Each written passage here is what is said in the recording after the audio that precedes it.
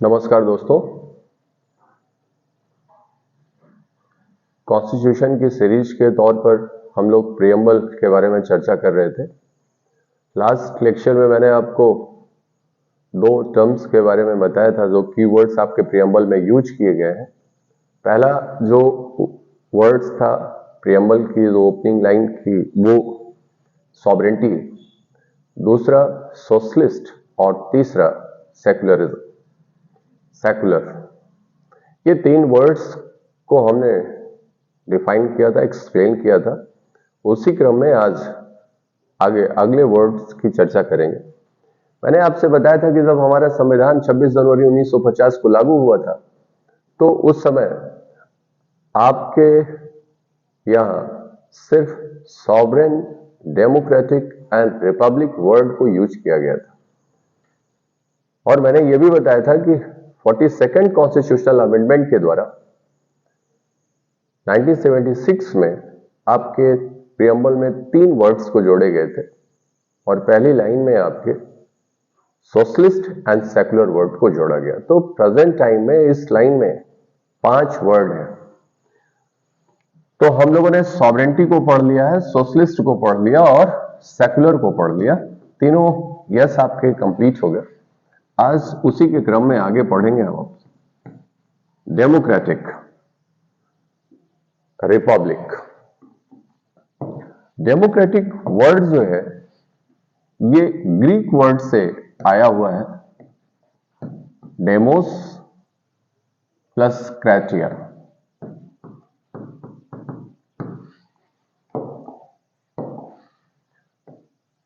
Democracy, this term was derived from the Greek term from the demos plus kratia।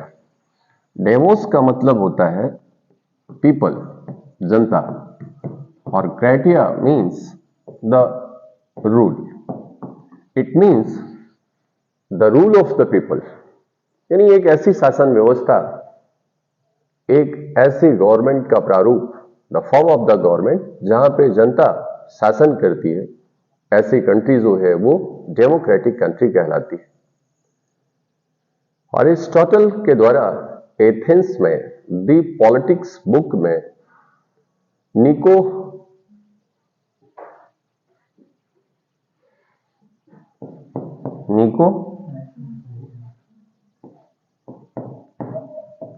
मैकियन ethics को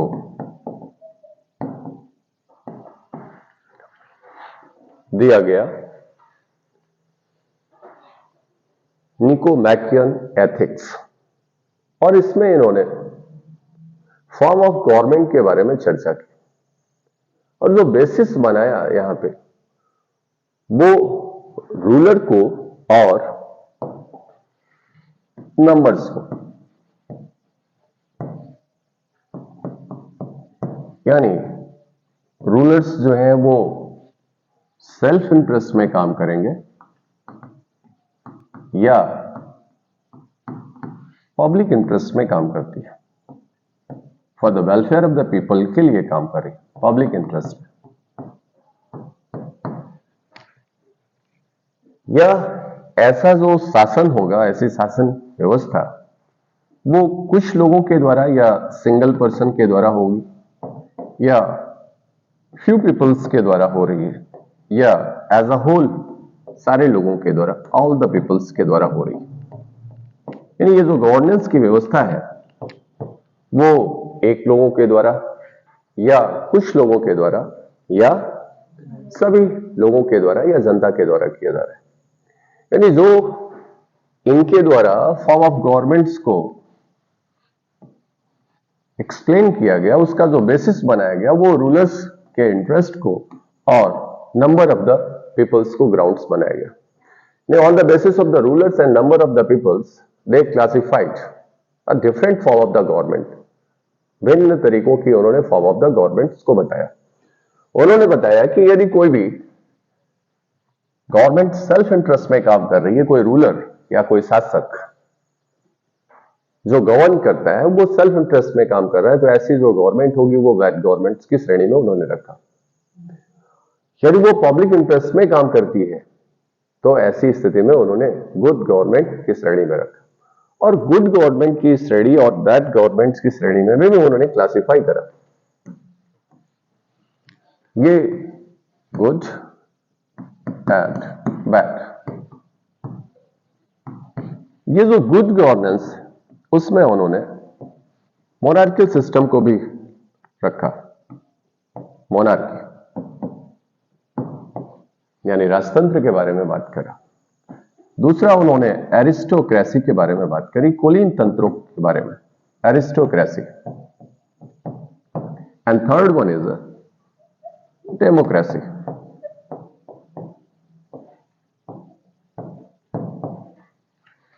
the polity that is the democracy, और ये good governance की श्रेणी में उन्होंने रखा। यानी राजतंत्र जो है वो भी यदि पब्लिक इंटरेस्ट में काम कर रहा है तो वो गुड गवर्नेंस की श्रेणी में आएगा। अरिस्टोक्रेसी जो कुलीन तंत्र है, ऐसे कुलीन लोगों के द्वारा यदि राज्य की शासन व्यवस्था को चलाई जा रही। दूसरी डेमोक्रेसी, और यहां पे बॉय गवर्नमेंट्स की जो श्रेणी है वहां पे डिक्टेटरशिप का कॉन्सेप्ट उन्होंने लिया कि जो डिक्टेटर गवर्नमेंट है वो वैट गवर्नमेंट की श्रेणी में आए। प्लूटोक्रेसी के बारे में बात करी या ओलिगोक्रेसी के बारे में बात करती है। ये जो कैटेगरीज होंगी आपकी, प्लूटोक्रेसी, ओलिगोक्रेसी या डिक्टेटरशिप, ये जो शासन व्यवस्था है आपकी वो वैट गवर्नमेंट की श्रेणी में आएगा।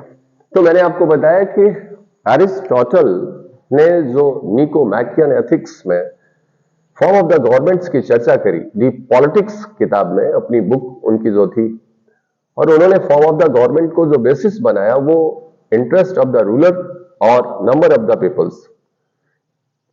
और यदि गवर्नमेंट या रूलर यदि वो अपने इंटरेस्ट में काम करेगा तो ऐसी जो गवर्नमेंट होगी वो बैड गवर्नमेंट्स की श्रेणी में रखा उन्होंने, और यदि वो पब्लिक इंटरेस्ट में काम करेगी तो वो आपकी गुड गवर्नमेंट की श्रेणी में आएगी। और गुड गवर्नमेंट्स फर्दर को क्लासिफाई किया उन्होंने, मोनार्कियल सिस्टम यानी मोनार्की, दूसरा जो है वो एरिस्टोक्रेसी, और तीसरा जो है वो डेमोक्रेसी। मैं वर्ड्स की चर्चा कर रहा हूं, ये पॉलिटिकल थॉट्स में और आगे नहीं लेके चलूंगा आपको। यहां पे डेमोक्रेसी जो है, अब्राहम लिंकन के एक स्टेटमेंट्स को आप देखेंगे तो कहता है कि डेमोक्रेसी का मतलब क्या होता है। डेमोक्रेसी का मतलब of the people, for the people and by the peoples. Of the people, for the people, democracy means of the people, for the people and by the people. तो जनता की, जनता के द्वारा एंड जनता के लिए की जो शासन व्यवस्था होती है वो आपकी लोकतांत्रिक व्यवस्था कहलाती है, डेमोक्रेटिक कंट्री। आप जानते हैं कि भारत के संविधान को लागू होने के बाद इंडिया जो है वो डेमोक्रेटिक कंट्री बन गई। डेमोक्रेटिक कंट्री यानी biggest democratic country of the world जो है वो इंडिया है। आज भारत का जो लोकतंत्र है वो विश्व का सबसे बड़ा लोकतंत्र है। डेमोक्रेसी में जहां पे जनता जो है, पीपल्स जो होती है, वही रूलर भी होती है और वही शासित भी होती है। यानी यहाँ पे जो जनता है यानी पीपल जो है यहाँ के, ये किसका रोल प्ले करते हैं, and is just a ruler, शासक भी है और यही कौन है आपका, रूल्ड भी होता है, शासित भी होता है। यानी जनता ऐसे तंत्र में जहां की जनता शासक की भूमिका में भी होती है और शासित भी होती है, ऐसा जो तंत्र होता है वो क्या कहलाएगा, आपका डेमोक्रेसी कहलाएगा। मैंने आपसे बताया कि डेमोक्रेसी वर्ड ही जो है वो डेमोस प्लस क्राइटिया से आया हुआ है, और जहां पे जनता का शासन की बताया। यहाँ पे रूलर इन व्हाट सेंस, किस सेंस में यहाँ पे रूलर की बात करता है, तो पीपल अपने पॉलिटिकल राइट्स को यूज करके, जनता आप क्या देते हैं, आप अपने वोटिंग राइट्स को यूज करते हैं, आप वोट करके अपने रिप्रेजेंटेटिव को इलेक्ट करते हैं, और यही इलेक्टेड मेंबर्स जो हैं वो गवर्नमेंट्स को फ्रेम करते हैं, और इन्हीं गवर्नमेंट के द्वारा फिर आप क्या होते हो, रूल्ड होते हो। यानी आपके द्वारा ही इस गवर्नमेंट का क्या किया जा रहा है, गवर्नमेंट का फॉर्मेशन हो रहा है। गवर्नमेंट जो क्रिएट की जा रही है, यहाँ पे बनाई जा रही है, वो किसके द्वारा की जा रही है, बाय द पीपल। किसके द्वारा, बाय द पीपल, जनता के द्वारा इनको बनाया जा रहा है। और यदि ये गवर्नमेंट बन गई तो फिर इसी गवर्नमेंट के द्वारा ये जनता जो है वो क्या होती है, रूल होती है। तो ऐसा तंत्र, ऐसा सिस्टम, ऐसी फॉर्म ऑफ गवर्नमेंट जहां पे जनता जो है वो शासक के तौर पर होती है और जनता ही जो है वो शासित होती है, ऐसे तंत्र को क्या कहा जाता है, ऐसे तंत्र को डेमोक्रेसी कहा जाता है। Of the people, for the people and by the people. यानी यहाँ पे सरकार जो है वो किसके द्वारा बनाई जाएगी, जनता के द्वारा बनाई जाएगी। सरकार जो होगी वो किसकी होगी, जनता की होगी। और क्या करेगी, वो उस जनता के बेनिफिट्स के लिए, उसके वेलफेयर के लिए, उसके वेलबींग के लिए, उसके गुड के लिए ऐसी सरकार जो है कार्य करती है। तो ऐसा जो तंत्र होगा वो क्या कहलाएगा, आपका डेमोक्रेसी। यदि हम पूरे वर्ल्ड में डेमोक्रेसी को देखें तो दो तरीके के डेमोक्रेसी आपको नजर आती है। The first one is a direct democracy और दूसरी जो है आपकी वो इनडायरेक्ट डेमोक्रेसी। डेमोक्रेसी जो है वो दो तरीके की है। पहली जो है वो कौन सी है, आपकी डायरेक्ट डेमोक्रेसी है और दूसरी जो है वो क्या है, आपकी इनडायरेक्ट डेमोक्रेसी। डायरेक्ट डेमोक्रेसी का मतलब ये है कि जहां पीपल जो है, लोग, वो गवर्नेंस में, एडजुडिकेशन में, गवर्नेंस और एडजुडिकेशन ऐसी प्रक्रियाओं में डायरेक्टली पार्टिसिपेट करते हैं, इन्वॉल्व होते हैं। तो ऐसी जो डेमोक्रेसी होगी वो क्या कहलाएगी, आपकी डायरेक्ट डेमोक्रेसी कहलाएगी। यानी जहां पे न्याय निर्णय की व्यवस्था में, जहां शासन व्यवस्था में लोगों की प्रत्यक्ष भागीदारी होती है, वो क्या कहलाती है, आपकी डायरेक्ट डेमोक्रेसी कहलाती है। जबकि इनडायरेक्ट डेमोक्रेसी क्या होती है कि यहां जनता अपने रिप्रेजेंटेटिव को इलेक्ट करती है और इन्हीं रिप्रेजेंटेटिव्स के थ्रू क्या किया जाता है, गवर्नमेंट्स को चलाया जाता है। और इसीलिए जो इनडायरेक्ट डेमोक्रेसी है ये आपकी रिप्रेजेंटेटिव गवर्नमेंट्स कहलाती है या अकाउंटेबल गवर्नमेंट्स कहलाती है। क्या कहलाएगी ये, accountable governments. Form of the governments भी होता है which is accountable to the legislature. ये किसके प्रति जो है जिम्मेदार होती है, अकाउंटेबल होती है लेजिस्लेचर। और यहाँ पे पीपल जो होता है वो डायरेक्टली किसी एडजुडिकेशन में या गवर्नेंस में पार्टिसिपेट नहीं करता। डायरेक्टली ये कैसे पार्टिसिपेट करता है, indirectly. And that's why this system of democracy is known as the indirect democracy. ये बहुत ही प्रैक्टिकेबल नहीं है, बहुत ही फिजिबल नहीं है। जहां पे जनता कम है, छोटे शहर है, वहां पे ये पॉसिबल है। यानी हर व्यक्तियों का, जनता का वह डायरेक्ट पार्टिसिपेशन किया जा सके। लेकिन जहां पे जनता की संख्या बहुत ज्यादा है तो वहां पे ये प्रैक्टिकेबल नहीं है कि वो हर कार्यवाही में, राज्य के हर सहभागिता में वो पार्टिसिपेट करें, हर प्रोसेस में वो पार्टिसिपेट करें। एडजुडिकेशन का हो या गवर्नेंस का हो या पॉलिसी मेकिंग का हो या लॉ मेकिंग का प्रोसेस हो, इसमें डायरेक्टली सारी जनता भाग नहीं ले सकती। इट इज ऑलमोस्ट इम्पॉसिबल और impracticable and that's why we adopted the indirect democracy. India एक बड़ा देश है, या अक्सर आप देखा होगा कि जनरली जो कंट्रियां हैं वो इनडायरेक्ट डेमोक्रेसी को ही फॉलो करती हैं। जैसे स्विट्जरलैंड की बात करो, छोटा सा देश है, वहां पे जो डेमोक्रेसी फॉलो की जाती है वो कौन सी है, आपकी डायरेक्ट डेमोक्रेसी को फॉलो करते हैं। यानी जनता सीधे भाग लेती है वहां के गवर्नेंस में, एडजुडिकेशंस में, ठीक है, पॉलिटिकल अफेयर्स में। लेकिन जो भी बड़ी कंट्रियां हैं वो अपने रिप्रेजेंटेटिव के माध्यम से क्या करती हैं, गवर्नेंस को चलाती हैं। तो इंडिया ने क्या अडॉप्ट करा, इनडायरेक्ट डेमोक्रेसी को अडॉप्ट करा। बोलो।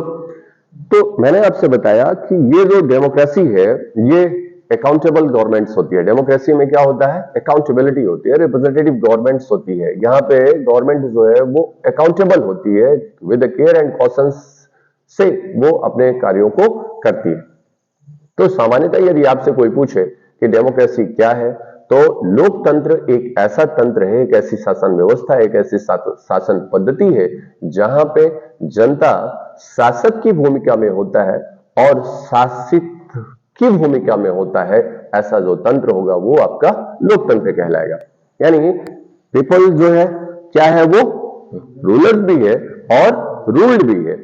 पहले आप अपने पॉलिटिकल राइट्स को यूज करके आप क्या करते हो, अपने रिप्रेजेंटेटिव को इलेक्ट करते हो, गवर्नमेंट्स को फॉर्मेशन करते हो, और फिर वही गवर्नमेंट, वही सरकार आपको क्या करेगी, शासित करती है। और ऐसा जो तंत्र और ऐसी जो व्यवस्था है वो क्या कहलाती है, आपकी लोकतंत्र कहलाता है। और ये जो लोकतंत्र है ये दो तरीके का मैंने आपको बताया। पहला जो है वो डायरेक्ट डेमोक्रेसी और दूसरा जो है आपका इनडायरेक्ट डेमोक्रेसी। डायरेक्ट डेमोक्रेसी में पब्लिक एट लार्ज जो है वो डायरेक्टली पार्टिसिपेट करती है ऐसे पॉलिटिकल अफेयर्स में, बट इनडायरेक्ट डेमोक्रेसी में जो जनता है वह इनडायरेक्टली पार्टिसिपेट करती है थ्रू देयर रिप्रेजेंटेटिव्स, जो है वो यहाँ पे पार्टिसिपेट करती है। और जो भी आपके बड़ी कंट्रियां हैं, बिगेस्ट कंट्रियां हैं बाय द पॉपुलेशन, ठीक है, पॉपुलेशन के आधार पर जो भी बड़ी कंट्रियां हैं वो इन डायरेक्ट डेमोक्रेसी को फॉलो करती हैं।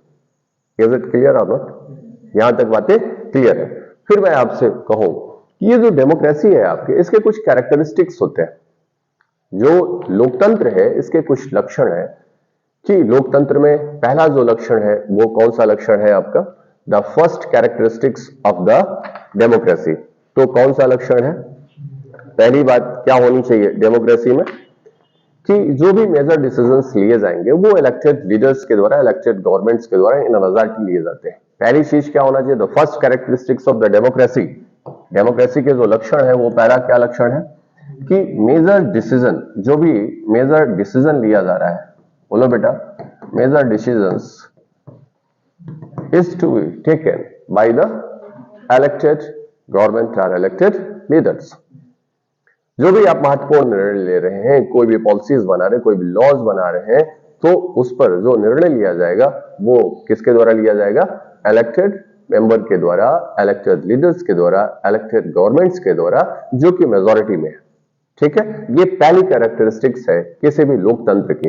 इसका मतलब कि जहां पे कोई भी decision other than the elected member लिया जा रहा है वहां पे डेमोक्रेसी नहीं है। This is the basic characteristics of the democracy, ये होना चाहिए। और यदि इन कैरेक्टरिस्टिक्स में डेविएशन है तो ऐसी स्थिति में वो कंट्री ट्रू सेंस में डेमोक्रेटिक नहीं हो सकती। दूसरा जो कैरेक्टरिस्टिक्स है वो फ्री एंड फेयर इलेक्शन की बात करते हैं। किसके बारे में बात कर रहे हैं, अभी देखेंगे कि इंडिया में ये चीजें प्रिवेल कर रही या नहीं करती। अभी मैं डेमोक्रेसी की बात कर रहा हूं। दूसरा जो लक्षण है वो क्या होना चाहिए, फ्री एंड फेयर इलेक्शन। कैसा होना चाहिए, free and fair election, free and fair election. इसका मतलब क्या होना चाहिए, फ्री एंड फेयर इलेक्शन। और दूसरी चीज क्या होनी चाहिए, there is a chance of losing और विनिंग। इनके पास क्या होना चाहिए, जो भी हमारी पॉलिटिकल पार्टीज हैं, जो भी कंटेस्टेंट हैं, उनके पास क्या होना चाहिए, चांस होना चाहिए, चांस ऑफ लूजिंग और विनिंग। इसका मतलब क्या होना चाहिए कि ये पॉसिबिलिटी बनी रहनी चाहिए, पॉसिबिलिटी बनी रहनी चाहिए। किस बात की पॉसिबिलिटी बनी रहनी चाहिए, कि वो जीत भी सकते हैं और हार भी सकते हैं। और ये कैसे होगा, by the way of fair and free election. यानी चुनाव की प्रक्रिया के द्वारा इस बात की संभावना हर समय बनी हो कि जो भी पक्षकार हैं, जो भी आपके कंटेस्टेंट हैं, वो जीत भी सकते हैं और हार भी सकते हैं। ये दूसरा कैरेक्टरिस्टिक्स है, यानी चांस होना चाहिए। इसका मतलब ये नहीं कि आप फिक्स हो गए। आपने यदि कोई पॉलिटिकल पार्टी बना ली और आपकी पार्टी यदि ये कंफर्म हो जाए और ये फिक्स हो जाए कि अब आपको ही शासन व्यवस्था को चलाना है, तो ऐसी स्थिति में वहां पे डेमोक्रेसी नहीं है, यानी लोक का तंत्र नहीं रह चुका है। और तीसरा जो कैरेक्टरिस्टिक्स है वो 1 पर्सन 1 वोट। तीसरा जो कैरेक्टरिस्टिक्स है वो क्या है आपका, 1 person 1 vote and 1 value, 1 value. यानी तीसरा कैरेक्टरिस्टिक्स है कि कोई भी व्यक्ति हो, कोई भी व्यक्ति, एनी पर्सन, उसका जो वोट वैल्यू होना चाहिए वो कैसा होना चाहिए आपका, इक्वल होना चाहिए। अब वो आपके महामहिम हो, वो आपके यहाँ के प्रेसिडेंट हो, या आपके यहाँ का एक सामान्य किसान व्यक्ति हो, या एक स्टूडेंट हो, उसकी जो वोट वैल्यू होनी चाहिए वो क्या होनी चाहिए। यानी इसका मतलब डेमोक्रेटिक कंट्रियां वो कंट्रियां हैं जहां पे वहां के लोगों के द्वारा और उनके जो वोट वैल्यू है वो क्या हो, सिंगल हो, एक हो, समान हो। ये तीसरा कैरेक्टरिस्टिक्स होना चाहिए, और यदि ये है तो ऐसी स्थिति में वो कंट्री जो है वो आपकी डेमोक्रेटिक मानी जाएगी। Again the rule of law क्या होना चाहिए? Rule of law and the respect of the right क्या होना चाहिए? चौथा कैरेक्टरिस्टिक्स क्या है आपका? रूल ऑफ लॉ हो और respect of right, respect of rights.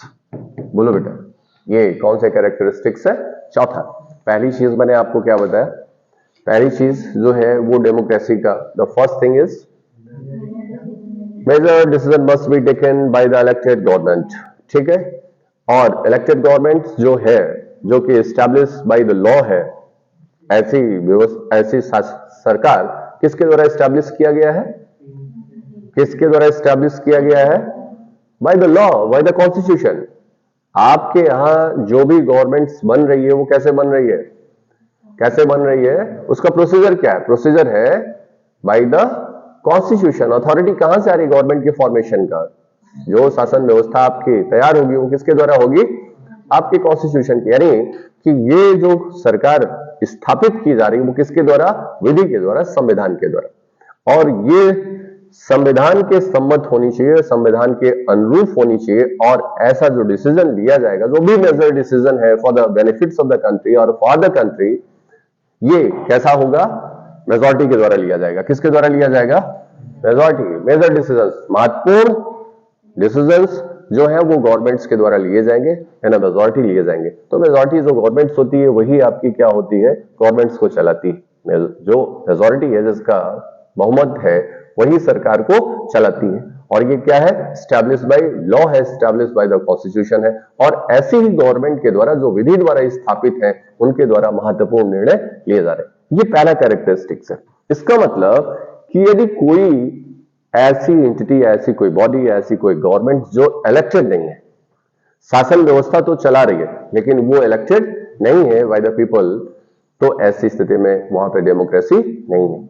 कभी कभी आप देखिए कि आपके आसपास की कंट्रियों में जो सैन्य शासन दिखाई देगा, मिलिट्री, ठीक है, मिलिट्री जो रूल है आपके, पाकिस्तान की बात करूं मैं, तो अक्सर आप ये देखा करते हैं कि वहां का सैनिक शासन की व्यवस्था बना लेते हैं वो। तो ऐसे में यदि किसी आर्मी चीफ के द्वारा, यदि किसी भी गवर्नेंस को होल्ड किया जाता है और उसके द्वारा गवर्नमेंट को चलाया जाता है, तो ये ट्रू सेंस में डेमोक्रेसी को शो करता है, पहले ही कैरेक्टरिस्टिक्स को डेविएट करता है। क्यों? अब आर्मी चीफ इलेक्टेड गवर्नमेंट नहीं है, और उसके द्वारा जो भी डिसीजन लिए जा रहे हैं वो मेजर डिसीजंस जो लिए जा रहे हैं वो इलेक्टेड गवर्नमेंट्स के द्वारा नहीं लिए जा रहे। लेकिन ऐसे आर्मी के चीफ जब गवर्नमेंट्स में आते हैं तो उनके द्वारा ऐसे मेजर डिसीजन लिए जा रहे हैं, और जो कि वो इलेक्टेड नहीं है। तो ऐसी स्थिति में ट्रू सेंस में वहां पे क्या नहीं दिखा आपको? ट्रू सेंस में डेमोक्रेसी नहीं है। इसी तरीके से आप म्यांमार में चले, वहां पे भी क्या किया गया है? वहां पे भी मिलिट्री रूल्स लागू किया गया है। तो मिलिट्री जो रूल्स है वो अपॉइंटेड अथॉरिटी, वो इलेक्टेड अथॉरिटी नहीं है, और उनके द्वारा शासन की व्यवस्था को चलाया जा रहा है और उनके द्वारा मेजर डिसीजंस को लिए जा रहे हैं। तो ऐसी स्थिति में उसे नहीं कहा जा सकता है कि वो ट्रू सेंस में क्या है? डेमोक्रेटिक कंट्रियां हैं। तो पहला कैरेक्टरिस्टिक्स का डिविजन आप इंडिया में देखिए, 1950 से लेकर के आज तक, 1950 से लेकर के आज तक जो भी शासन व्यवस्था चली है हमारी, वो किसके द्वारा चलाई गई है? Elected governments. कौन है? इलेक्टेड गवर्नमेंट्स, ठीक है। हमारे यहाँ कभी भी सैनिक शासन की व्यवस्था नहीं, हमारे यहाँ कभी भी कोई सैनिक शासन नहीं लगा, हमारे यहाँ कभी भी कोई तख्ता पलट नहीं हुआ है ना, आप लोगों ने देखा होगा। दूसरा जो कैरेक्टरिस्टिक्स है, इसका मतलब क्या होगा? ट्रू सेंस में पाकिस्तान में है? Answer is no. म्यांमार में आपको दिख रहा है? Answer is no. दूसरा जो है वो फ्री एंड फेयर इलेक्शंस होना चाहिए। क्या होना चाहिए? फ्री एंड फेयर इलेक्शंस होना चाहिए। चलो, ये डेमोक्रेसी की क्या है? बेसिस है, पिलर है, ठीक है, ये अक्सर कहा जाता है। और इसके लिए आपके यहाँ जो व्यवस्था बनाई गई वो इलेक्शन कमीशन को एस्टैब्लिश किया गया है ना, 324 से लेकर के आपका 329 तक का जो प्रोविजन किया गया है आपका, वो इलेक्शन के बारे में बात किया गया कि हमारे स्टेट लेजिस्लेटिव असेंबली और जो आपके पार्लियामेंट के जो इलेक्शन होंगे, वाइस प्रेसिडेंट एंड प्रेसिडेंट के जो इलेक्शन होंगे, वो इलेक्शन कमीशन के सुपरविजन में होंगे विद फेयर एंड फ्री। ये होगा, वो ऑटोनोमस बॉडी है, कॉन्स्टिट्यूशनल बॉडी है, वो अपने हिसाब से क्या करती है, इलेक्शन को कंडक्ट कराती है। यस और नो?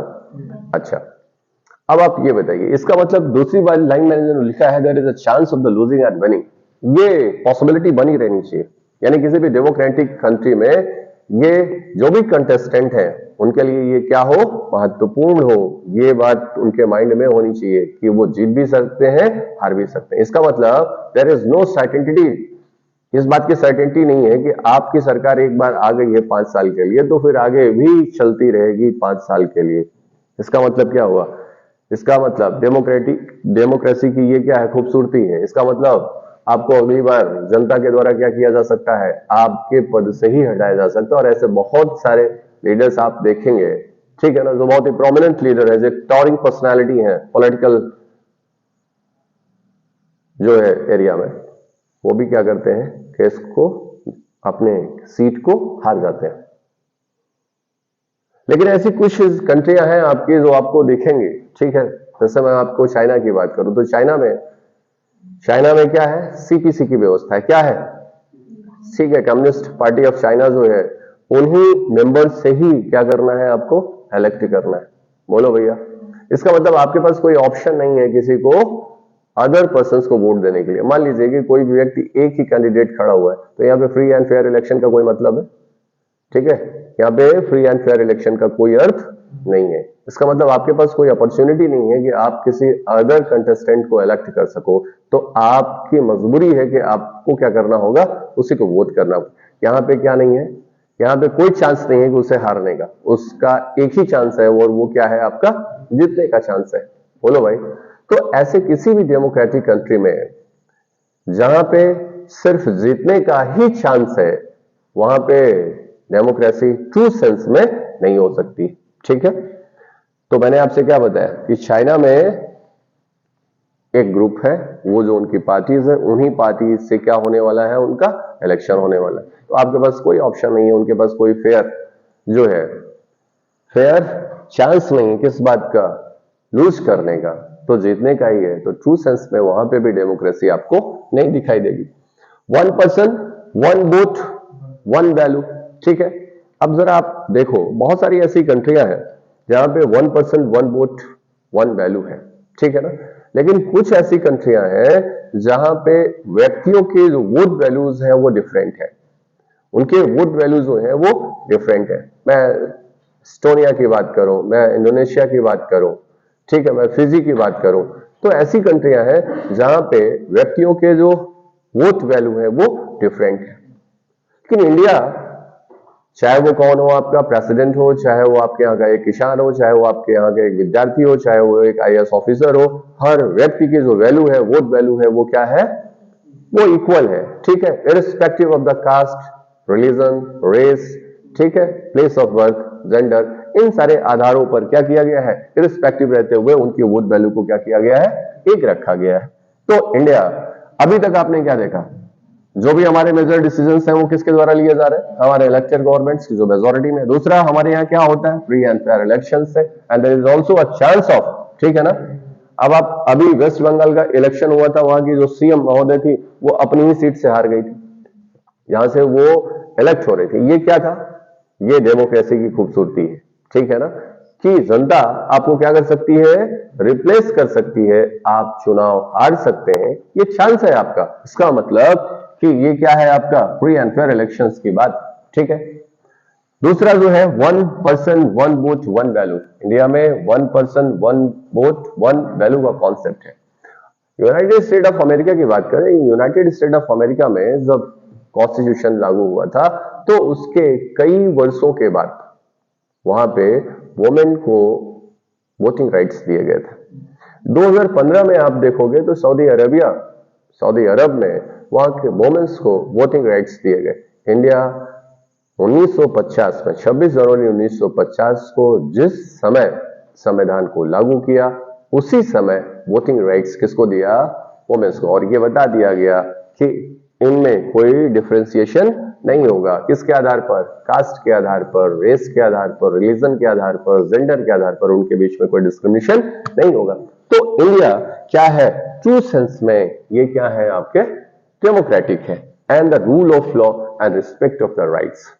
तो जो डेमोक्रेटिक कंट्रियां होती हैं वहां पे क्या होता है, रूल ऑफ लॉ का कॉन्सेप्ट लागू होता है। रूल ऑफ लॉ का कॉन्सेप्ट मैंने आपको लेक्चर्स में पहले बताए थे कि रूल ऑफ लॉ डाइसी का प्रिंसिपल था, जिसमें 3 बातें बताई गई थी और 2 बातों को हमने अडॉप्ट करा। 3 बातें बताई गई थी जो रूल ऑफ लॉ में डाइसी के द्वारा जो प्रोपाउंड किया गया था, उसमें 3 बातें थी। पहली क्या थी, सुप्रीमेसी ऑफ लॉ और सुप्रीमेसी ऑफ लॉ और रूल अगेंस्ट आर्बिट्ररीनेस। पहली चीज है सुप्रीमेसी ऑफ लॉ और दूसरी चीज थी कि इक्वालिटी बिफोर द लॉ। इसका मतलब यदि हम इन दोनों चीजों को देखें, और तीसरा जो था वो डाइसी का वो प्रिंसिपल क्या था कि constitution was the result or is the result of judicial decision and judicial pronouncement। तो हमने तीसरे को डिस्कार्ड किया और दोनों प्रिंसिपल्स को इवॉल्व किया और रूल ऑफ लॉ अपने यहाँ की डॉक्ट्रिन को लागू किया। हमारे यहाँ क्या है, no one is above the law. कोई भी व्यक्ति जो है वो विधि से ऊपर नहीं हो सकता। और विधि की बात करें तो फंडामेंटल लॉ ऑफ लैंड जो है वो आपका कॉन्स्टिट्यूशन है। और मैं जब आपको फेडरल स्ट्रक्चर्स बताया था तो उस लेक्चर में मैंने आपको बताया था कि आपका जो कॉन्स्टिट्यूशन है वो सर्वोच्च है, सुप्रीम है। No one is above the constitution. चाहे वो सरकार हो, चाहे वो कोई संस्था हो, चाहे वह कोई व्यक्ति हो, सभी के सभी जो है वो संविधान के ऊपर नहीं हो सकते। कोई भी व्यक्ति जो है वो संविधान के ऊपर नहीं है and they are subject to the constitution. इसका मतलब हमारे यहाँ क्या है, कॉन्स्टिट्यूशन को फॉलो किया जाता है, कॉन्स्टिट्यूशन को ओबे किया जाता है। Each and every law and policy which is framed and which is made by the parliament or the state legislative assembly or any policies or any notification or any circulations, जो भी दिया जा रहा है वो सारे के सारे कैसे होंगे, अकॉर्डिंग टू द लॉ होंगे, इन कंसोनेशन विद द कॉन्स्टिट्यूशन होंगे, कंसिस्टेंट होंगे, उसके अगेंस्ट नहीं जा सकते। और दूसरा जो प्रिंसिपल है आप ये देखिए, दूसरा क्या है आपका, दूसरा कि इक्वालिटी बिफोर द लॉ। हर कोई व्यक्ति जो है वो विधि के समक्ष क्या होगा, समान होगा। Everyone is equal before the law. हर कोई जो विधि के सामने है वो क्या होगा, समान होगा। इसका मतलब लॉ का जो ट्रीटमेंट होगा उसके लिए हर कोई क्या होगा, समान होगा। इसके कुछ डेविएशंस है, कुछ एक्सेप्शंस है जहां पे आपको प्रोटेक्शन मिला हुआ है। मैं बार बार आपसे कहता हूं कि ये एक्सेप्शन जो है वो सिर्फ उस पोस्ट को दिया गया है। जैसे आर्टिकल 361 में आप देखोगे तो प्रेसिडेंट को, गवर्नर को प्रोटेक्शन मिला हुआ है कि जब तक वो अपने पोस्ट को होल्ड करेंगे तब तक ना ही कोई क्रिमिनल प्रोसीडिंग इंस्टीट्यूट किया जाएगा, ना ही प्रोसिक्यूट किया जाएगा, ना ही उसे कंटिन्यू किया जाएगा। इसका मतलब ये नहीं है कि यहां पे महामहिम को प्रोटेक्ट किया गया है, ये उस पोस्ट को, उस ऑफिस को क्या किया गया है, प्रोटेक्ट किया है। जैसे ही वो उस पद से हटाए जाएंगे या हटते हैं वैसे ही वो एक सामान्य व्यक्ति होंगे और विधि उनके लिए वैसे ही कार्य करेगी जैसे वो बाकी के लिए काम करता है। तो डेमोक्रेटिक कंट्री में क्या है, रूल ऑफ लॉ है और वो इंडिया में आपको दिखाई देता है। रूल ऑफ लॉ का जो कॉन्सेप्ट है वो क्या है, इंडिया में प्रिवेल करता है या नहीं है। इसका मतलब कोई भी चीज जो है वो संविधान के ऊपर नहीं है, ये बात स्पष्ट है। और ये आज भी देख लीजिए कि कोई भी बातें संविधान के ऊपर नहीं है, इसका डेविएशन आपको नहीं दिखता। दूसरा चीज क्या है आपका कि इक्वालिटी बिफोर द लॉ, हर कोई व्यक्ति जो है वो विधि के सामने क्या है, समान। तो ये चारों कैरेक्टरिस्टिक्स जो है वो आपके डेमोक्रेसी के वो इंडिया में प्रिवेल करते हैं। और अभी अभी हाल ही में आपके यहां देखिए कि G20 का समिट हुआ था दिल्ली में, जो होस्ट किया गया था, इंडिया ने होस्ट किया था। और वहां पे जो वर्ड्स और जो एग्जीबिशन में लिखा था वो क्या था, मदर ऑफ डेमोक्रेसी। क्या था, मदर ऑफ डेमोक्रेसी। इसके बारे में मैं चर्चा करूंगा आपसे कि वो क्या पर्पस थे और कौन कौन सी ऐसी कैरेक्टरिस्टिक्स थे जहां पे ये शो किया था India as a mother of democracy, ये लिखा था। ये एंशिएंट एरा से आप देखते हुए आओगे तो वो चीजें आपको मिलेंगी कि जो डेमोक्रेसी के जो कैरेक्टरिस्टिक्स है वो कैरेक्टरिस्टिक्स 1950 से नहीं, उसके पहले ही इंडिया में क्या करते थे, प्रिवेल करते थे। लेकिन आज की डेट में ये चारों कैरेक्टरिस्टिक्स आपको क्या रखने हैं, दिमाग में रखने हैं। तो मैंने आपको बताया इन शॉर्ट, आप देखिए कि डेमोक्रेसी जो है ये 4 कैरेक्टरिस्टिक्स को लेकर के चलती है। अगेन डेमोक्रेसी के कुछ स्टेजेस होते हैं। पहला जो स्टेज होता है किसी भी डेमोक्रेसी का, जब उसकी वर्थ होती है तो वो प्रोसीजरल डेमोक्रेसी कहलाती है। कैसी डेमोक्रेसी होती है, procedural democracy. The first one is a procedural democracy.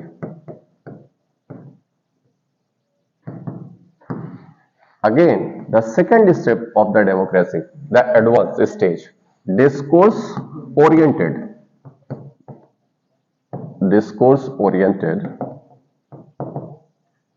democracy. And third one is participative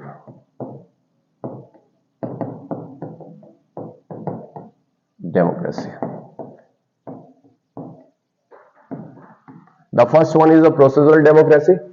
The first step or first stage, ये नेसेंट स्टेज है आपके किसी डेमोक्रेसी के, प्रोसीजरल डेमोक्रेसी।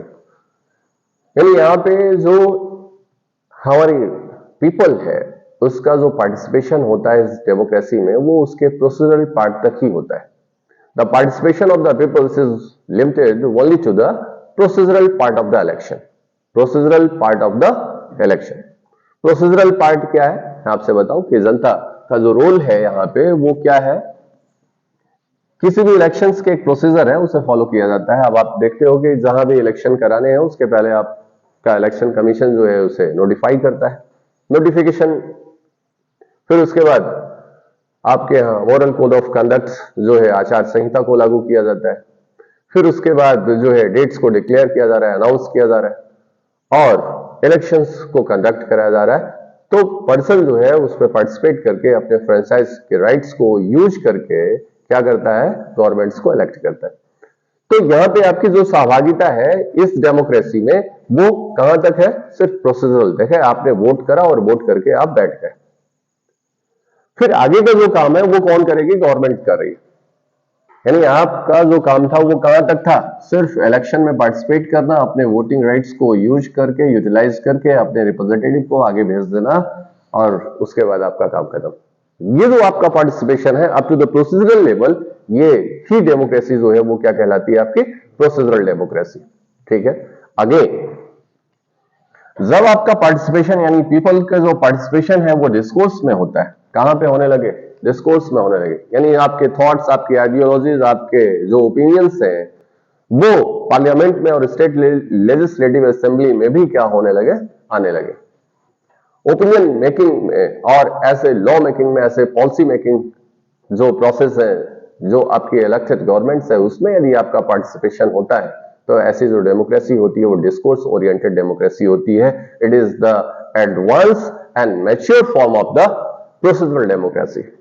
इसका मतलब कि वहां की जो जनता है उसकी सहभागिता कहां तक हो रही है, सिर्फ और सिर्फ प्रोसीजरल लेवल तक नहीं रही, वन स्टेप अहेड, उसके आगे के स्टेप में जा रही। आज भी देखिए आपके यहाँ यूसीसी का जो है लॉ लाने की बात हो रही है और यूसीसी पर आपकी ओपिनियन जो है वो मांगी गई है। यहाँ पे आप अपनी ओपिनियन को क्या कर रहे हो, देते हो।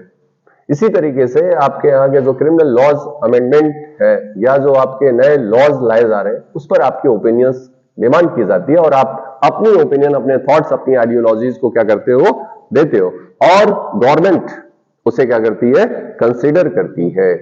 तो यहां पे जो डेमोक्रेसी है वो क्या है, आपकी डिस्कोर्स ओरिएंटेड डेमोक्रेसी है। यूसीसी पे अभी देखिए आप लोगों से ओपिनियन मांगी गई थी, आप अपनी ओपिनियन सेंड करिए।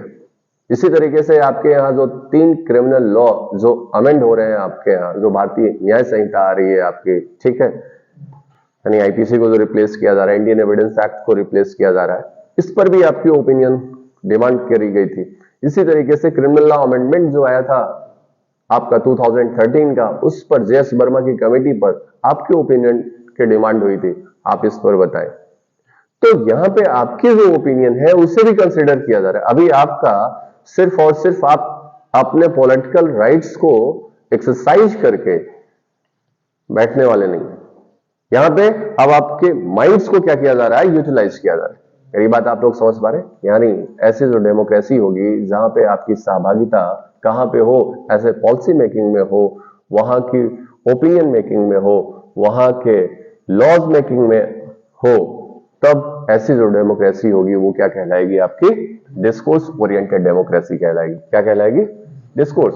और इसका कुछ कुछ भाग आपको दिखने लगा है, ठीक है, इंडिया की जो democracy. And the third one is a participative democracy. देखिए, जो हमारी लेजिस्लेचर है उसके द्वारा कुछ लॉ को बनाए जा रहे हैं, लेजिस्लेचर के द्वारा लॉ को फ्रेम किया जा रहा है, बनाया जा रहा है और उसे एग्जीक्यूट किया जाता है एग्जीक्यूटिव के द्वारा। यानी हमारी जो जनता है ये कौन करता है, एग्जीक्यूटिव का काम कौन कर रहा है। दो तरीके के एग्जीक्यूटिव है आपके पास, एक टेम्पोररी एग्जीक्यूटिव और एक परमानेंट एग्जीक्यूटिव। टेम्पोररी एग्जीक्यूटिव जो है वो इलेक्टेड मेंबर्स है और जो परमानेंट एग्जीक्यूटिव है वो आपके ब्यूरोक्रेट्स हैं। यानी उस लॉ को, उस पॉलिसीज को जो इन्फोर्स किया जा रहा है वो किसके द्वारा किया जा रहा है, एग्जीक्यूटिव के द्वारा। Either it is a temporary और परमानेंट। इसका मतलब यहां पे पब्लिक जो है एट लार्ज, जो पीपल है उनका पार्टिसिपेशन नहीं है। जब ऐसी पब्लिक एट लार्ज या सामान्य या जन साधारण ऐसे इन्फोर्समेंट में, ऐसे एग्जीक्यूशन में पार्टिसिपेट करने लगेंगे तो ऐसी जो डेमोक्रेसी होगी वो क्या कहलाएगी, आपकी पार्टिसिपेटिव डेमोक्रेसी। पार्टिसिपेटिव डेमोक्रेसी हमने ये बताया था कि आपके द्वारा जो भी लॉज या पॉलिसीज बनाई जा रही हैं, if you being a citizen of India, aware citizen of India, यदि आप इन पॉलिसीज को देखते हो कि वो किस तरीके से एक्सरसाइज की जा रही है, किस तरीके से एग्जीक्यूट की जा रही है और आपका पार्टिसिपेशन ऐसे एग्जीक्यूशन में आता है, तब ये माना जाएगा कि आपकी जो डेमोक्रेसी है वो कैसी हुई है, पार्टिसिपेटिव डेमोक्रेसी हुई है। ठीक है, कि कौन कर सकता है, एक जागरूक नागरिक। बोलो, इसका मतलब आपके यहां की जो भी स्कीम्स हैं उसके एग्जीक्यूशंस को आप क्या करो, उसमें पार्टिसिपेट करो। ठीक है, डायरेक्टली और इनडायरेक्टली। कोई कंस्ट्रक्शंस वर्क हो रहा है, कोई बिल्डिंग्स हो रहा है, कोई स्कूल्स बनाए जा रहे हैं, कोई स्कीम्स चलाई जा रही हैं, उसमें आपकी सहभागिता हो, उसमें उसके कार्यान्वयन में आपकी सहभागिता हो। ठीक है, यह रेम्युनरेशन की बात नहीं कर रहा हूं। यदि आपने गवर्नमेंट अथॉरिटी में आकर के काम किया वो तो फिर आपकी ड्यूटी होगी। यहां पे एक सामान्य और जन सामान्य की बात कर रहा हूं कि उनकी सहभागिता होनी चाहिए। कैसे, ऐसे एग्जीक्यूशन में। तब ये माना जाएगा कि आपकी जो डेमोक्रेसी है वो प्रोसीजर लेवल से आगे हो चुकी है। क्या हो चुकी है, डिस्कोर्स ओरिएंटेड लेवल से आगे हो चुकी है और वो एग्जीक्यूशन तक क्या करती है, पार्टिसिपेट कर रही है। ठीक है, ऐसी जो डेमोक्रेसी है वो advance form of the democracy है। बोलो भैया। तो इंडिया में कुछ हद तक ऐसे कुछ लोग हैं जो कि एज ए एनजीओ पार्टिसिपेट कर रहे हैं, ऐसे एग्जीक्यूशंस को फॉलो करते हैं कि यहाँ पे गवर्नमेंट की ये स्कीम नहीं इंप्लीमेंट हो पाई है, वो ऐसा इंप्लीमेंट कराने का प्रयास करते हैं, but not all the peoples. ठीक है, कुछ हद तक आपको ये आपकी जो दिखेंगे आपको पब्लिक्स के थ्रू जो कि क्या कर रहे हैं, उनके एग्जीक्यूशन को पार्टिसिपेट करते हैं, वहां पे भाग ले रहे हैं, लेकिन एज अ होल नहीं आ रहा है। तो मैं आपसे बता रहा हूं कि ये क्या है, आपका nascent form of the democracy है। एडवांस जो फॉर्म है वो डिस्कोर्स ओरिएंटेड डेमोक्रेसी है और जो आपका लास्ट एंड टॉप है वो कौन सा है, आपका पार्टिसिपेटिव डेमोक्रेसी है। ठीक है, advance form of the democracy है। तो ये तीनों फॉर्मेट जो है वो इंडिया में आपको दिखेंगे। ठीक है, अ लिटिल बिट आपको कुछ मिल रहा है, लेकिन यदि आपकी मैच्योर डेमोक्रेसी लानी है तो आपको एक अवेयर सिटीजन की तरह क्या करना होगा, ऐसे एग्जीक्यूशन में पार्टिसिपेट करना होगा। बोलो भैया। तो ऐसी स्थिति में ऐसी जो डेमोक्रेसी हो जाएगी वो क्या हो जाएगी, पार्टिसिपेटिव। तो मैंने आपसे जो बताया कि डेमोक्रेसी जो है आपकी, वो डेमोक्रेसी क्या है, डेमोक्रेसी जो है वो अरिस्टोटल ने अपने निकोमैकियंस एथिक्स में, दी पॉलिटिक्स बुक्स में फॉर्म ऑफ द गवर्नमेंट्स को बताया, जिसका बेसिस जो उन्होंने बनाया था वो किसका बनाया था, नंबर ऑफ पीपल्स का, और दूसरा रूलर के इंटरेस्ट को ग्राउंड्स बनाते हुए। यदि रूलर का इंटरेस्ट जो है वो सेल्फ इंटरेस्ट पे है, ऐसी गवर्नमेंट्स जो बनेगी, ऐसी जो गवर्नेंस की व्यवस्था आएगी, ऐसा जो तंत्र बनेगा, उन्होंने बैड गवर्नेंस की संज्ञा दी उसे। यदि वो पब्लिक वेलफेयर के लिए या पब्लिक इंटरेस्ट के लिए कार्य करती है तो वो आपका क्या होगा, गुड गवर्नेंस की श्रेणी में होगा। और गुड गवर्नेंस और गुड गवर्नमेंट्स के फॉर्मेट में उन्होंने 3 बताया था जो मैं आपको बता रहा हूं। ठीक है, जो आपको पढ़ना है, पहली चीज मोनार्कियल सिस्टम, दूसरा जो है वो कौन सा था आपका, दूसरा अरिस्टोक्रेसी, और तीसरा जो है आपका डेमोक्रेसी। ठीक है, दी पॉलिटी उन्होंने बताया था, दैट इज द डेमोक्रेसी। और डेमोक्रेसी वर्ड जो है वो ग्रीस का वर्ड है, एथेंस के निवासी थे अरिस्टोटल जो है, वहां पे लिया गया था। डेमोस प्लस क्राइटिया, डेमोस का मतलब पीपल्स एंड क्राइटिया का मतलब रूल होता है। जहां पे जनता का शासन होता है, जनता का शासन हो यानी रूल ऑफ द पीपल, वो तंत्र क्या कहलाता है? आपका लोकतंत्र कहलाता है। विश्व का सबसे बड़ा लोकतंत्र जो है वो भारत है। और अभी मैंने आपको बताया कि हालिया इसे मदर ऑफ द डेमोक्रेसी की संज्ञा दी गई, मदर ऑफ डेमोक्रेसी की संज्ञा दी गई थी। तो डेमोक्रेसी का फॉर्मेट मैंने आपको बताया, फिर उसके बाद मैंने आपको इसके कैरेक्टरिस्टिक्स के बारे में बताया कि आपका जो कैरेक्टरिस्टिक्स है वो डेमोक्रेसी का, वो क्या होना चाहिए। उसके लिए पहला जो कैरेक्टरिस्टिक्स होना चाहिए वो क्या होना चाहिए, यानी major decision must be taken by the elected governments. ठीक है, बाय द मेजोरिटी। यहाँ पे जो डिसीजन लिए जाएंगे वो इलेक्टेड गवर्नमेंट्स के द्वारा लिए जाएंगे। इसका मतलब if the major decision is taken by other than elected governments, it means there is no democracy at all, वहां पे कोई डेमोक्रेसी नहीं है। और दूसरी कंडीशन मैंने आपको बताया कि फ्री एंड फेयर इलेक्शन का कॉन्सेप्ट होना चाहिए, और इस बात की पॉसिबिलिटी होनी चाहिए कि जो कॉन्टेस्टेंट है, जो आपका जो इलेक्शन में पार्टिसिपेट करने वाला व्यक्ति है, उससे हारने और जीतने की संभावना होनी चाहिए, पॉसिबिलिटी होनी चाहिए। यदि ऐसी पॉसिबिलिटी नहीं है तो ट्रू सेंस में वहां पे डेमोक्रेसी नहीं हो सकती है। और तीसरी क्वालिटी आपको बताया, 1 पर्सन 1 वोट 1 वैल्यू, यानी हर व्यक्ति इक्वालिटी के प्रिंसिपल्स को फॉलो कर रहा है कि हर व्यक्ति का जो वोट वैल्यू होना चाहिए respective of race, caste, religion, यहां पे जेंडर, इन आधारों पर कोई भेदभाव नहीं होना चाहिए। और जिन कंट्रियों में ऐसा डिस्क्रिमिनेशन है, 1 वोट 1 वैल्यू का कॉन्सेप्ट नहीं है, वहां पे ट्रू सेंस में डेमोक्रेसी नहीं हो सकती। और चौथा कैरेक्टरिस्टिक्स मैंने आपको बताया था कि रूल ऑफ लॉ होना चाहिए, यानी डेमोक्रेटिक कंट्रियां जो होती हैं वहां पे क्या फॉलो किया जाना चाहिए, सुप्रीमेसी ऑफ द लॉ को फॉलो किया जाना चाहिए, इक्वालिटी बिफोर द लॉ को फॉलो किया जाना चाहिए। ये 4 कैरेक्टरिस्टिक्स आपके डेमोक्रेसी में प्रिवेल करने चाहिए। सामान्य तौर पर डेमोक्रेसी को यदि पूछा जाए तो डेमोक्रेसी क्या है, डेमोक्रेसी सामान्यतया जनता की, जनता के लिए, जनता के द्वारा, ठीक है, of the people, for the people and by the people के बारे में बात करती है। इसका मतलब जहां पे जनता ही शासक होती है और जहां पे जनता ही शासित होती है, ऐसा जो तंत्र निर्मित होता है वो आपका क्या कहलाता है, लोकतंत्र कहलाता है। और फिर मैंने आपको बताया कि स्टेजेस ऑफ द डेमोक्रेसी में, तो स्टेजेस ऑफ द डेमोक्रेसी, पहला जो स्टेज है वो कौन सा है, प्रोसीजरल डेमोक्रेसी है, जहां पे हमारे यहाँ की पीपल, पब्लिक एट लार्ज जो है, उसका पार्टिसिपेशन इलेक्शंस में वो उसके प्रोसीजरल एस्पेक्ट तक ही होता है, डेमोक्रेसी के प्रोसीजरल पार्ट तक ही होता है। जब इसके आगे जनता का भाग उस ओपिनियन फॉर्मिंग में, उस लॉ मेकिंग में या पॉलिसी मेकिंग्स में आने लगता है, तो ऐसी जो डेमोक्रेसी होती है वो एडवांस फॉर्म होता है और वो डिस्कोर्स ओरिएंटेड डेमोक्रेसी कहलाती है। और तीसरा जो फॉर्मेट है वो आपका, जो तीसरा स्टेज है डेमोक्रेसी का, जो मैच्योर आपकी डेमोक्रेसी हो जाती है, वो आपका पार्टिसिपेटिव डेमोक्रेसी होती है, यानी जनता की सहभागिता ऐसे लॉ के, अभी सिर्फ इलेक्शन के नहीं, अभी सिर्फ लॉ मेकिंग के नहीं, अब आपका ऐसे लॉ का जो एग्जीक्यूशन होने वाला है उसमें भी आपका पार्टिसिपेशन होगा, तो भी क्या होगा। अब जरा देखिए ये कौन, यानी ये एक कॉमन पीपल है, कॉमन पीपल्स ने आपने वोटिंग राइट्स को यूज करके क्या बनाया है, गवर्नमेंट, क्या बना दिया, गवर्नमेंट। तो यहां आपका सिर्फ जो पार्टिसिपेशन है वो कहां तक है, सिर्फ इलेक्शन तक, वोट देने तक है। ये जो डेमोक्रेसी है आपकी क्या हो गई, ये जो डेमोक्रेसी होगी आपकी प्रोसीजरल डेमोक्रेसी होगी। अब ये जो गवर्नमेंट है ये लॉ को बना रही है, बोलो भैया, ये पॉलिसीज मेकिंग का काम करती है या नहीं कर रही है, पॉलिसीज बना रही है। जब इनका पार्टिसिपेशन इलेक्शन के आगे 1 स्टेप अहेड यहां पे आ गया, तो ऐसी जो डेमोक्रेसी हो जाएगी वो क्या हो जाएगी आपकी, डिस्कोर्स ओरिएंटेड डेमोक्रेसी। अब ये जो लॉ एंड पॉलिसी बनी है इसका क्या होने वाला है, एग्जीक्यूशन होने वाला है, क्या होने वाला है। और यदि इनका जो पार्टिसिपेशन है वो कहां तक आ गया है, यहां तक आ गया है, तो ऐसी जो डेमोक्रेसी होगी वो क्या हो जाएगी आपके, पार्टिसिपेटिव डेमोक्रेसी हो जाएगी, मैच्योर फॉर्म है डेमोक्रेसी का। तो इंडिया को मैंने आपको बताया कि कुछ हद तक यहां पे भी इंडिया नजर आ रही है और कुछ एक्सटेंट तक एग्जीक्यूशन में भी पार्टिसिपेट करती है, ठीक है ना।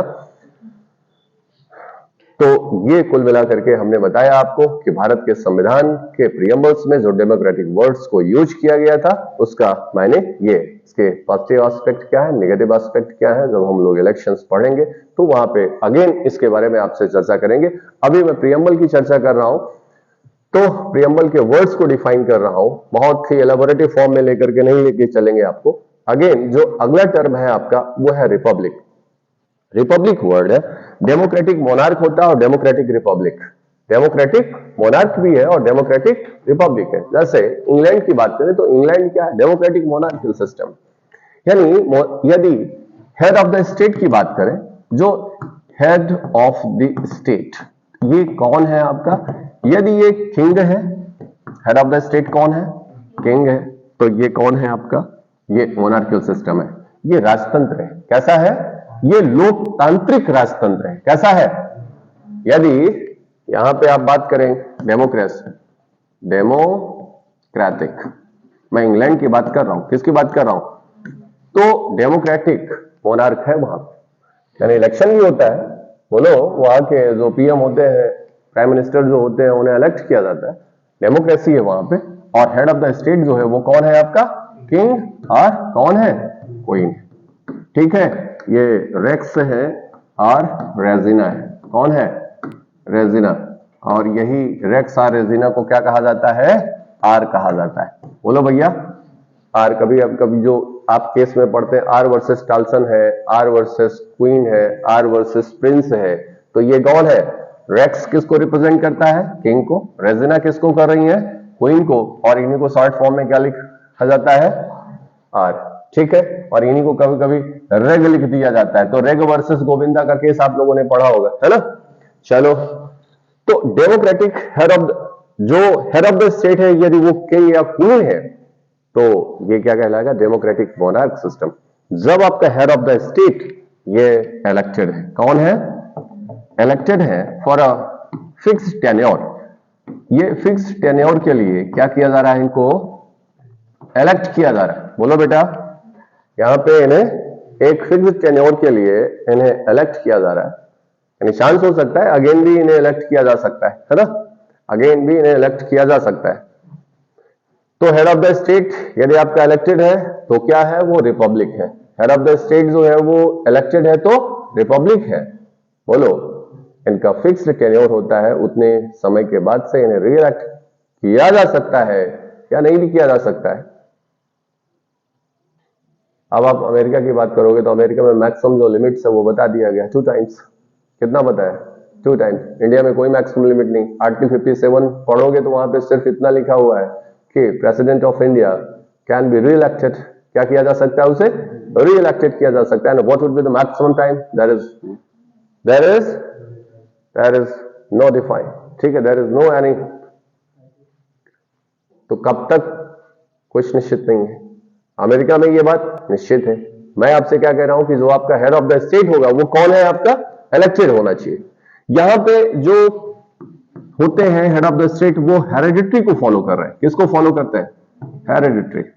बोलो बेटा, यानी वंशानुगत क्रम में आ रहे हैं, और जबकि यहां पे हेरेडिटरी मेथड्स नहीं है आपका। ठीक है ना। तो यूनाइटेड स्टेट ऑफ अमेरिका की बात करें, रिपब्लिक। बोलो, यूएसएसआर की बात कर रहे थे, वो क्या था, union socialist Soviet socialist Republic, वो क्या है आपके, रिपब्लिक है।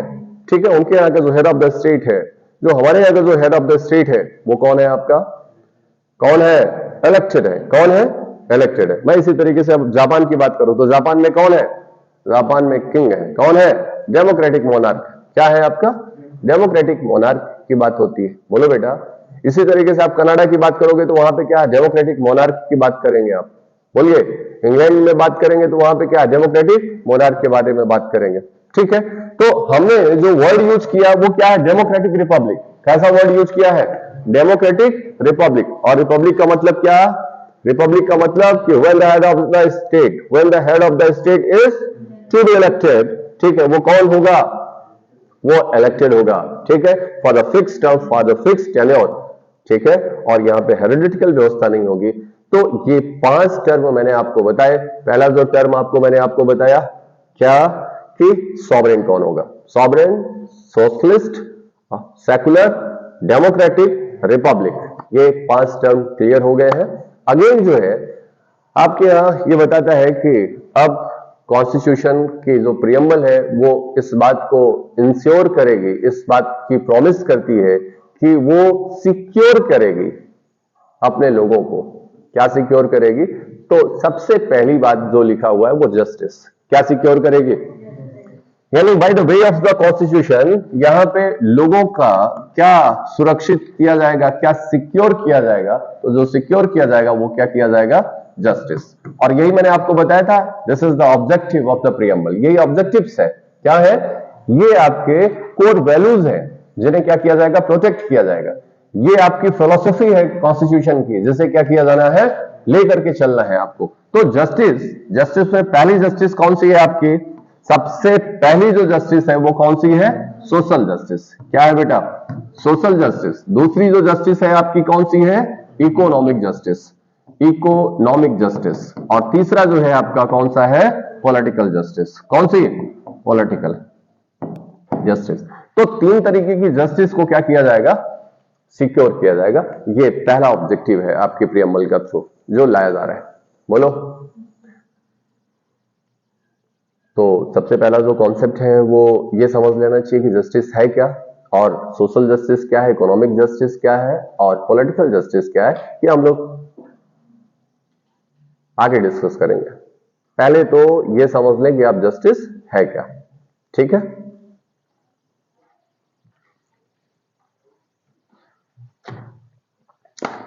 देखिए, आपके यहाँ के जो भी कॉन्स्टिट्यूशन को बनाने वाले लोग हैं, यानी फ्रेमर ऑफ द कॉन्स्टिट्यूशन, बहुत ही विजनरी लोग थे, बहुत ही विजनरी थे। उन्होंने एक एक वर्ड्स पर क्या करा है? एक एक वर्ड्स पर रिसर्च करा है, एक एक वर्ड्स को कंसेंसस से पास करा है। ठीक है ना? Each and every words of the constitution is passed by the consensus. किससे गया है? मेजॉरिटी से पास नहीं हुए। किससे पास नहीं हुए हैं? मेजॉरिटी से पास नहीं हुए। बोलिए, मेजॉरिटी से नहीं पास किया गया है। यानी हर शब्दों पर क्या किया गया है?